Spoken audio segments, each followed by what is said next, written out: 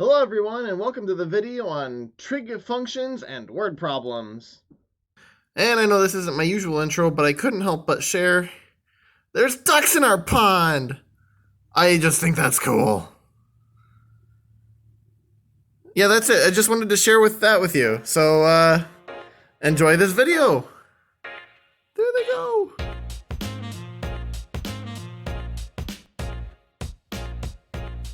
In this video we'll apply the skills we've learned with trig functions to word problems, and we'll also see how they get used in angle of elevation and depression.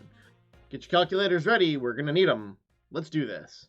So, understanding a couple of things about angles here, we'll say first that if you're talking about an angle of depression, you're talking about looking down at something, the angle between the horizon and the object you're looking at. Notice that angle of depression will always be outside of the right triangle you're considering. Meanwhile, the angle of elevation is when you're looking up at something from the horizon to the object. But notice something in particular about the relationship between these two angles. Depending on the perspective, you may call something an angle of depression or angle of elevation. But these two angles are always congruent, and they're always alternate interior angles to each other.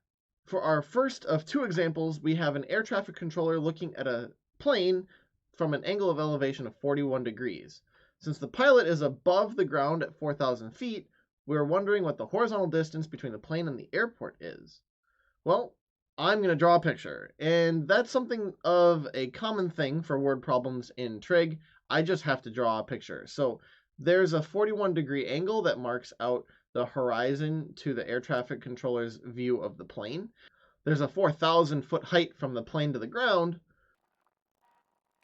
and I need to solve for the horizontal distance from the ground below the plane to the ground below the air traffic controller.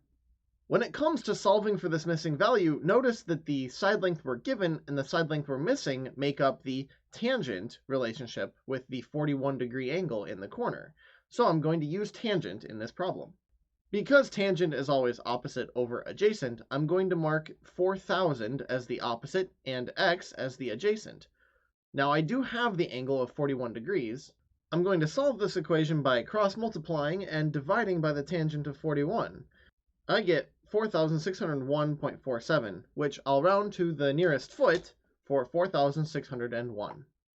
Notice that drawing the picture allowed me to see more clearly what I'm actually trying to do in the calculations for tangent. Our second example will require a few more steps, and that's because they're asking us for the shorter distance between the first level and second level power lines. This is only part of the full length of the power lines, and it's going to force us to do two problems and then subtract the height to get the remaining value. Since my goal here is to get a minus b to equal x, I am going to have to do two trig functions to solve for a and b.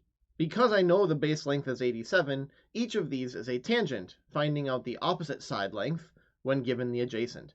I'm going to do tangent of 40 compared to a over 87 to figure out a. Multiplying both sides by 87, I find that a is worth 73. I'll do the same setup for b, but I'll use the 25-degree angle that marks off the side length for b instead of 40. When I cross multiply by the 87, I get a b value of 40.57. I'll take the 73 from a and the 40.57 from b and subtract them to get the final value of x, which is 32.43.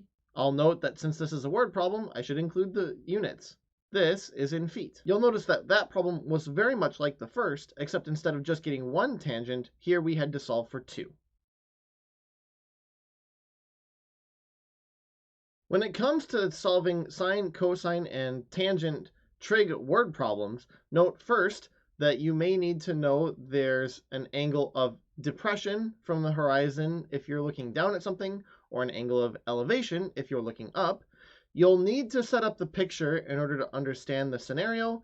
You should create a trig equation, your sine, cosine, or tangent, and then you should solve that equation to figure out your missing length. I hope this video has been helpful. I wish you the best of luck.